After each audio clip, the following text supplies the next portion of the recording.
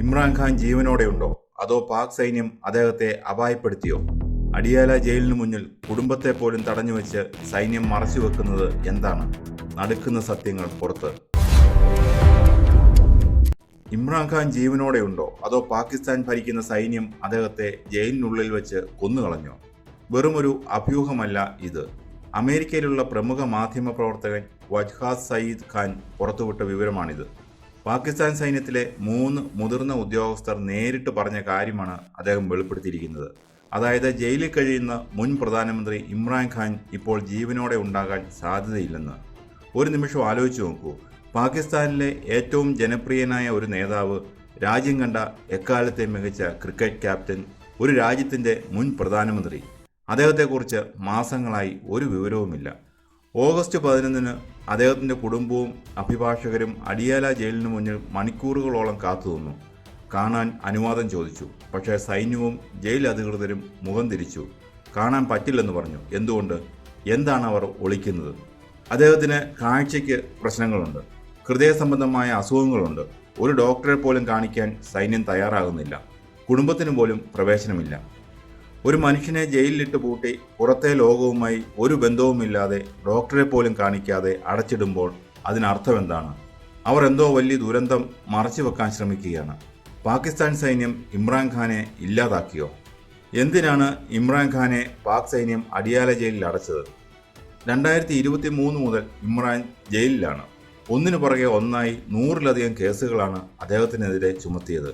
അഴിമതി, രാജ്യദ്രോഹം, ഔദ്യോഗിക രഹസ്യങ്ങൾ ചോർത്തി, മതവികാരം വ്രണപ്പെടുത്തി, എന്തിന് അനധികൃതമായി വിവാഹം കഴിച്ചു എന്നുവരെ കേസെടുത്തു. ഇതൊക്കെ കേൾക്കുമ്പോൾ ചിരി വരുന്നുണ്ടോ? പക്ഷെ പാകിസ്ഥാനിലെ അവസ്ഥ ഇതാണ്. സത്യം എന്താണെന്ന് വെച്ചാൽ ഇമ്രാൻഖാൻ ചെയ്ത ഒരേ ഒരു കുറ്റം പാകിസ്ഥാൻ സൈന്യത്തിന് മുന്നിൽ മുട്ടുകുത്തിയില്ല എന്നതാണ്. പാകിസ്ഥാന്റെ ചരിത്രം പരിശോധിച്ചാൽ ഒരു കാര്യം വ്യക്തമാകും. അവിടെ ഭരിക്കുന്നത് രാഷ്ട്രീയക്കാരല്ല, മറിച്ച് റാവൽപിണ്ടിയിലെ സൈനിക ആസ്ഥാനത്തിരിക്കുന്ന ജനറൽമാരാണ്. പ്രധാനമന്ത്രിമാർ അവരുടെ പാവകൾ മാത്രം. അസിം മുനീർ എന്ന സൈനിക മേധാവിയുടെ വാക്ക് കേട്ട് പ്രവർത്തിക്കുന്ന ഭരണകൂടമാണ് ഇപ്പോൾ അവിടെയുള്ളത്. എന്നാൽ ഇമ്രാൻഖാൻ സൈന്യത്തിന് വഴങ്ങിയില്ല. സൈന്യത്തിൻ്റെ അഴിമതിയെക്കുറിച്ച് അദ്ദേഹം പരസ്യമായി സംസാരിച്ചു. തൻ്റെ സർക്കാരിനെ മറിച്ചിടാൻ അമേരിക്കയുമായി ചേർന്ന് പാക് സൈന്യം ഗൂഢാലോചന നടത്തിയെന്ന് അദ്ദേഹം തുറന്നടിച്ചു.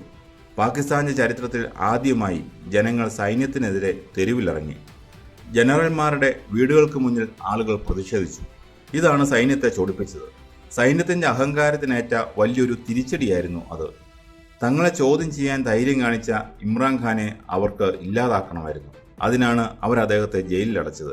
വ്യാജ കേസുകൾ ഉണ്ടാക്കി കോടതികളെ ഭീഷണിപ്പെടുത്തി ശിക്ഷ വാങ്ങിക്കൊടുത്തു. ഇത് പാകിസ്ഥാനിൽ മാത്രം ഒതുങ്ങുന്ന ഒരു പ്രശ്നമല്ല. എന്തുകൊണ്ടാണ് ലോകം മുഴുവൻ ഇപ്പോൾ അഡിയാല ജയിലിലേക്ക് ഉറ്റുനോക്കുന്നത്? മനുഷ്യത്വം മരവിച്ച പ്രവൃത്തികളാണ് ജയിലിനുള്ളിൽ നടക്കുന്നത്. 70 വയസ്സ് കടന്ന ഒരു നേതാവ്, അദ്ദേഹത്തിന് കണ്ണിന് ഗുരുതരമായ രോഗമുണ്ട്. കൃത്യമായ മരുന്നോ വൈദ്യസഹായമോ നൽകുന്നില്ല. വിഷം കൊടുത്ത് കൊല്ലാൻ ശ്രമിക്കുന്നു എന്ന് അദ്ദേഹത്തിൻ്റെ ഭാര്യ മുമ്പ് വെളിപ്പെടുത്തിയിരുന്നു. പാകിസ്ഥാൻ തെഹ്രിക് ഇ ഇൻസാഫ് എന്ന അദ്ദേഹത്തിൻ്റെ പാർട്ടി പൂർണ്ണമായി നിരോധിക്കാൻ ശ്രമങ്ങൾ നടക്കുകയാണ്.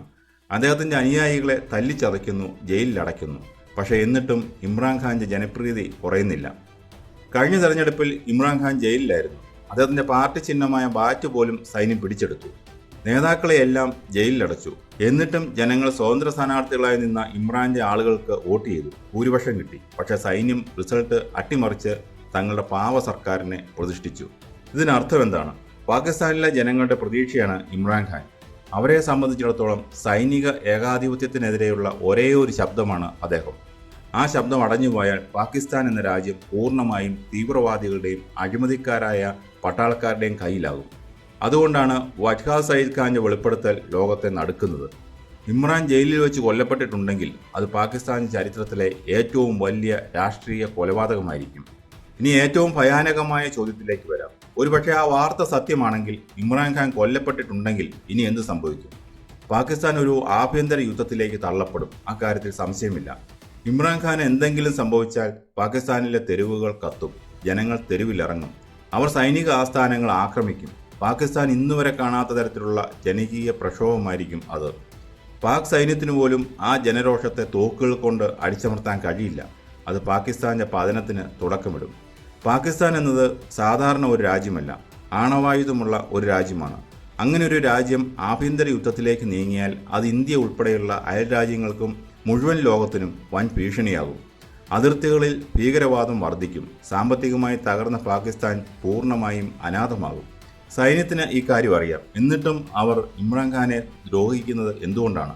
കാരണം ഭയമാണ്. ഇമ്രാൻഖാൻ പുറത്തു വന്നാൽ തങ്ങളുടെ അഴിമതി ഭരണം അവസാനിക്കുമെന്ന് സൈനിക മേധാവികൾക്ക് നന്നായി അറിയാം. ആ ഭയമാണ് അവരെ ഈ ക്രൂരതയ്ക്ക് പ്രേരിപ്പിക്കുന്നത്. ഇമ്രാൻഖാൻ ജീവനോടെ ഉണ്ടെങ്കിൽ എന്തുകൊണ്ട് പാകിസ്ഥാൻ ഭരണകൂടം അദ്ദേഹത്തെ മാധ്യമങ്ങൾക്ക് മുന്നിൽ കാണിക്കുന്നില്ല? അദ്ദേഹത്തിൻ്റെ കുടുംബത്തിന് കാണാൻ അനുവാദം നൽകാത്തത് എന്തുകൊണ്ടാണ്? ഒരു അടിയന്തര മെഡിക്കൽ ബുള്ളറ്റിൻ പുറത്തുവിടാൻ എന്താണ് തടസ്സം? ഉത്തരമില്ലാത്ത ഈ ചോദ്യങ്ങളാണ് സംശയം കൂട്ടുന്നത്. പാകിസ്ഥാൻ സൈന്യത്തോട് ലോകത്തിന് പറയാനുള്ളത് ഒന്നേ ഉള്ളൂ: സത്യം ഒളിച്ചു വെക്കാൻ കഴിയില്ല. അടിയാല ജയിലിൻ്റെ മതിലുകൾക്കുള്ളിൽ നിങ്ങൾ എന്താണ് ചെയ്തതെന്ന് ലോകം അറിയുക തന്നെ ചെയ്യും. ഇമ്രാൻഖാൻ്റെ ജീവന് എന്തെങ്കിലും സംഭവിച്ചിട്ടുണ്ടെങ്കിൽ അതിന് ഉത്തരം പറയേണ്ടത് പാക് സൈനിക മേധാവി അസീം മുനീറും അവരുടെ പാവ സർക്കാരുമായിരിക്കും.